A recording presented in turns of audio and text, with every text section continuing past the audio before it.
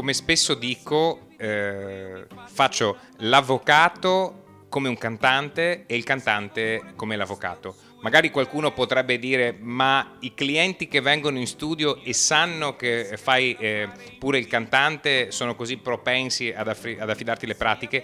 La risposta che dico sempre è che chi si somiglia si miglia. Probabilmente anche i miei clienti sono dei clienti molto rock. Porfirio Rubirosa era un playboy dominicano degli anni 50, famosissimo nel jet set dell'epoca.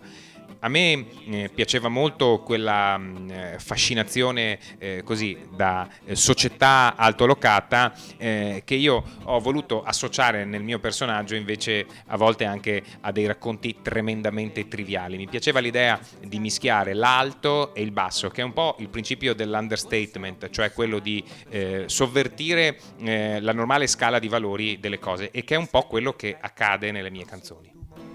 Suonare al 1° maggio un Porfirio Rubirosa sul palco di Piazza San Giovanni è un po' quello che dicevo prima, mischiare l'alto e il basso. Quello che mi piacerebbe è poter arrivare su quel palco per sovvertire quelle che sono le consuete dinamiche e una liturgia che più o meno nel corso degli anni è sempre la stessa, e portare quello che è il mio spettacolo in cui si mischiano le cose più disparate. Potresti pensare di arrivare a vedere un concerto e magari ritrovarti un incontro di wrestling amatoriale.